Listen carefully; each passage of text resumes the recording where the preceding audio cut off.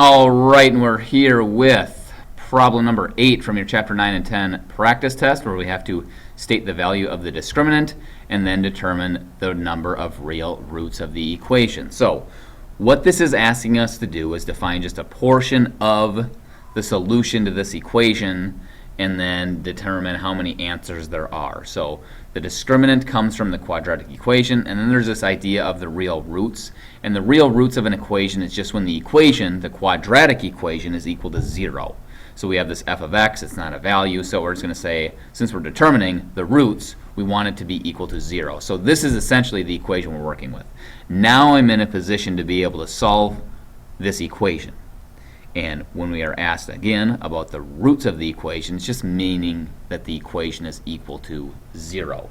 So now that our equation is like this, we can find our a, b, and c values that we need for the quadratic formula, but we are not asked to actually solve the equation. We are just asked to find the value of the discriminant.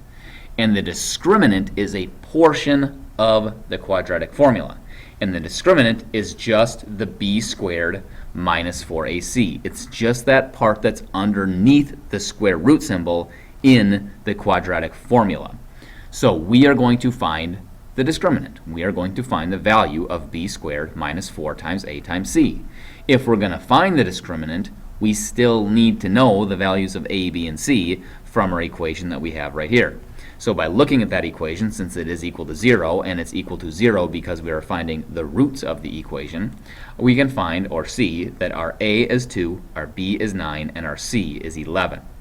We're going to take those values, plug them in to the discriminant formula, which is a portion of the quadratic formula, and we get this: b squared minus 4 times a times c, and then we're just going to evaluate.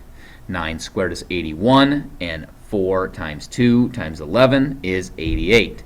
So we have 81 minus 88. Therefore, the discriminant is negative 7. And if the discriminant is negative, the fact that it's a 7 doesn't matter. We're looking at the fact that it's negative, because now if we were to have this in the quadratic formula, we would have to take the square root of a negative number. And that's not real. We can't do that. You can't take the square root of a negative number. You can, but it's not a real number. It's not a number that we know yet. So therefore, the value of the discriminant is negative, and if the value of the discriminant is negative, then there's no solution to the quadratic equation, and therefore, there are no real roots to this equation.